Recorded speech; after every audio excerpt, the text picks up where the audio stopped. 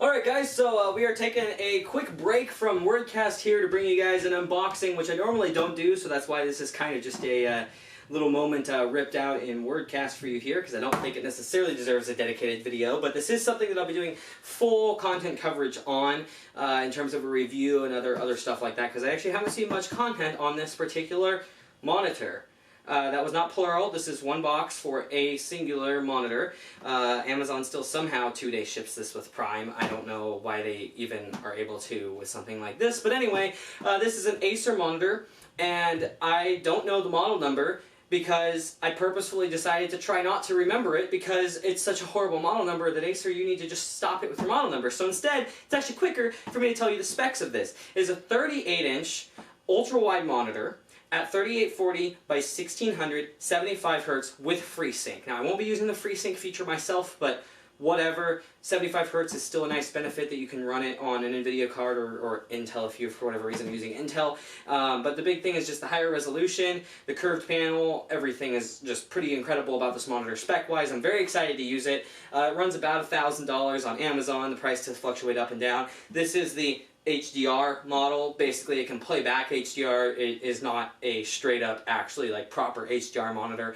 It only has like 350 nits of brightness. I don't know what the peak brightness is. That I believe is the sustained brightness, but I don't know. Like it's edge lit, so it doesn't have local dimming and like in terms of global illumination, local dimming or anything like that. But it is HDR in the sense that you'll get some better contrast and stuff. But the biggest thing here is I just wanted to open it because it's a massive monitor that I haven't seen too much content on. So let's get to cutting it open. I seriously was blown away by how big the box was. And it's like, I understand, it is a curved panel. So of course, like the box is going to be fairly large because they've got to compensate for the curve. And also I apologize to anybody about the framing here. My head might be a little cut off and stuff. This is huge, and it's very hard to. It was very hard to get the framing right for this in the first place, despite having a rather large room that we film in down here. But yeah, so I figured though this is something that I'm pretty excited for it. I've been wanting a new monitor for a while. My current build is a 1950X stock clocks with two 1080 Ti's at stock clocks in SLI, and right now I'm running a 2560 by 1080 monitor at 75 Hertz. Obviously, there is no need for two 1080 Ti's for that, but the reason that I had those was because I was planning to get something like this, which is about a perfect in-between between 3440 by 1440 and full 4K in terms of pixel count, which means I should get better frame rates than the 4K ratings that you see on like the 1080 Ti, SLI, or in games that don't support SLI, the single 1080 Ti benchmarks, and usually I felt like those at the higher settings were a little too low to be comfortable to play with, sometimes in the 40s or 50s. This should be just low enough that I should be able to get, even though games only support a single 1080 Ti, pretty solid frame rates with pretty high settings, close to that 75 Hertz mark, or maybe even a little higher using fast sync to help smooth out the stuttering and stuff like that. So anyway, let's see. I'm assuming it's a box inside a box, but we'll find out here momentarily.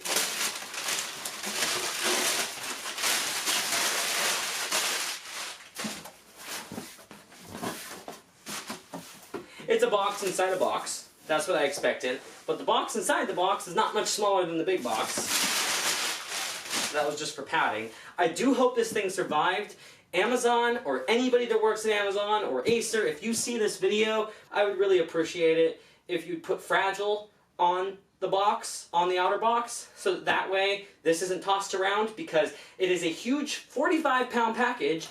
All the different carriers out there, whether it's UPS, USPS, or FedEx delivering these, probably don't think it's a $1,000 monitor. They probably think it's some heavy, more industrial type thing, and aren't likely to be careful with it. So please put fragile on it. But anyway, let's see if I can even get this thing out of here. I don't know what the best way to do this is. I mean, this thing is massive. Let's see. Maybe I have to go over here and I'll snip it up.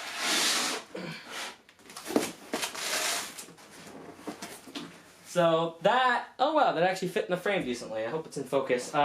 Yeah, so that's that goes all the way in. Just FYI, it is about 2 feet thick, so that's pretty huge. I'm very excited. So as you can tell on the front, they don't even put the model number, which tells me that Acer knows their model numbers suck. I don't know why they continue to do it. Anyway, just to do a quick rundown because this is an unboxing video. So it is QHD, but it's actually in some ways over QHD, right? It is a bigger panel, so you're getting close to the same pixels per inch as a 34-inch at 3440 by 1440 instead of the 3840 by 1440 at 38 inches, but you do get a little more, vertical real estate and stuff like that. It is pretty thin bezel-wise. Of course, we'll see that in a moment. It's got a built-in blue light filter that nobody will use. A lot of features that nobody cares about, but I do like that it has a USB-C input here that you can use for a USB hub in the back. So I do appreciate that they actually have USB-C on here, because that's something I want to see more common. Plus I do have a USB-C port on my computer and I don't use it for anything, so now I'll have some kind of use case for it. But anyway, there you guys can see it. Yeah, HDR ready, so at least they're only saying ready, which kind of points towards the fact that it's not actually an HDR monitor, but that it does support the HDR output, which does give you some benefits. Alright. So this is big. It's got pretty good sized handles here. Yeah, this is definitely more dented than I'd like to see. Definitely not the best job carrier-wise. There's marks all over it where it was smashed in, but hopefully it has good enough padding to survive good, because I'm going to be really disappointed, of course, if this thing is busted. So hopefully Acer knows how to package a giant, fragile, curved monitor that is this expensive. I'm going to be really annoyed if they're too stupid to know how to package this. See, now I have another giant box that I have to put somewhere in this room.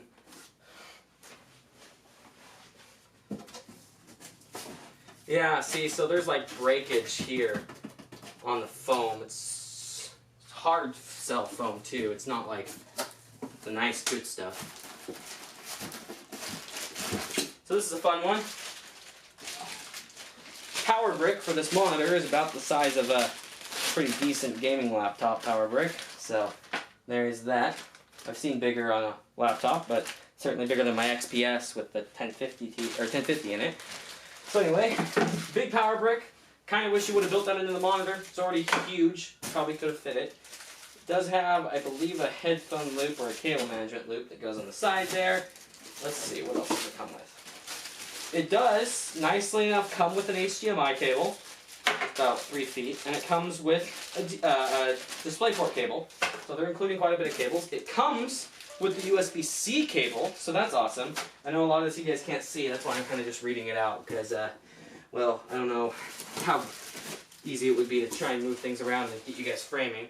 So anyway, little accessory box in here. Not sure what's in here. Some kind of big metal plate, which I assume is for VESA mountability. I don't know. Giant chunk of metal. Giant metal bracket of some sort. Here, I'll actually show you guys that one, because that's not something you typically see. Not sure what that's for. I'll find out at some point.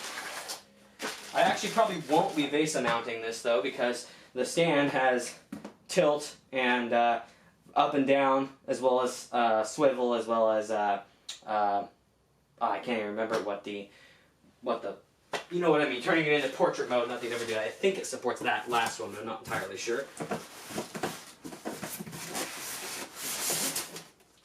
And it comes pretty much fully assembled inside the box here.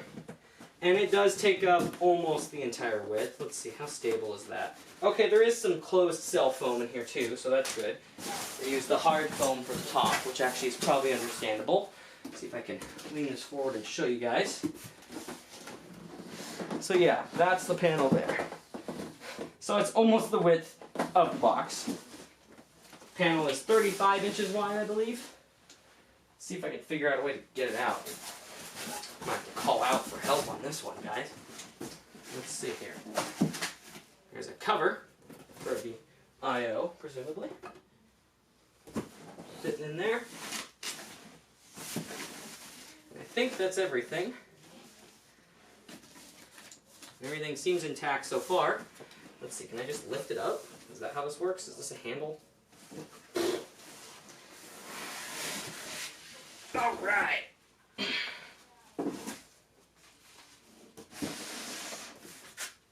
This is heavy. Okay, that monitor weighs like probably somewhere in the realm of 35 pounds on its own. Box was 46 pounds. 45, 46. Nothing else in there. So we can move that out of the way somehow. Now that my friends, is one big monitor. Been very, very excited to get my hands on one of these. Been waiting quite some time for it. Been waiting. I got the 1080 Ti's a while back and been wanting to get this guy in specific, but I was having trouble deciding if I wanted to go with like 144 or 120 hertz at a lower resolution, slightly smaller panel size. But I figure, you know, I game, but I also do a lot of edit and other content creation on my PC. That's why I have 1950X and stuff. So this probably actually fits my use case better. And there'll be, like I said, a full review of it. Let's get the get this off. Please don't tell me there's a crack on it. I haven't seen the front yet. If there's a crack on it, I'm going to be extraordinarily disappointed. Let's see here. We walk around. I'm a little scared to see if there's any cracks on it. All right. There is not so far. No physical damage that I can see anywhere. Oh, there's a little bit of scuffing up here. Darn. I'm not going to return it for that. That's not worth it. I might buff out the microfiber actually. But I'm not seeing any panel damage. So that's good. This thing is massive. That's one thing I can say. Might come out later. We'll see. But so far everything seems intact. Of course, that's assuming it actually functions, which I won't know for a while. Guys, got to get back to filming WordCast after this, but well, the base stand has pretty good stuff on it. The base is metal, aluminum, I'm assuming.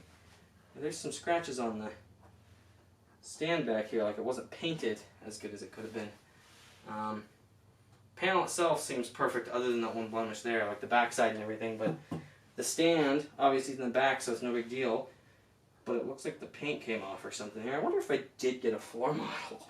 I hope not. It was packaged like new, so.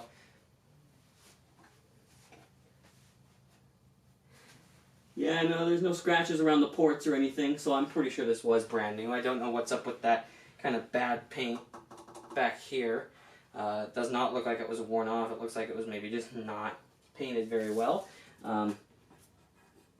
Okay, so there's some other blemishes on the stand, so I think it's just not the best paint quality that Acer's using maybe on this, which I wish was a little better considering the astronomical price tag of this panel. But I'm not going to complain too much. Not going to complain too much because the front is beautiful, and I'm very, very, very happy that Acer seems to be one of the few companies out there that maybe they don't understand model names, but at least they so far seem to be understanding aesthetics.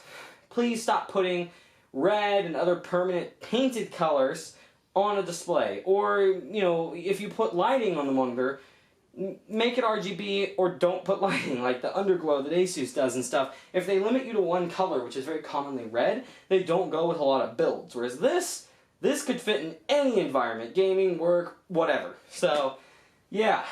How wobbly is it? It's a little wobbly. I mean, it's a heavy panel, so it doesn't surprise me. But it's not too bad. Because these tables, this is an IKEA table, the cheapest one they make. They're known for being wobbly in and of themselves. So, like, it does seem to recover semi-quickly. And the table's wobbling a lot too, which is a portion of this. But I don't think that I'll need a base mount for it to help make it more stable. We'll find out later, of course. Let's see about the adjustments of the thing, though. Make sure everything works. So you got height adjustment. Pretty good amount there. And you do have swivel, pretty solid amount. That's the stopping point there and there when you heard it move a little bit. Rotate, I'm feeling a no, but I don't see any reason you'd ever want to rotate a curved monitor, so I'm okay with that. And tilt, which seems to work fine.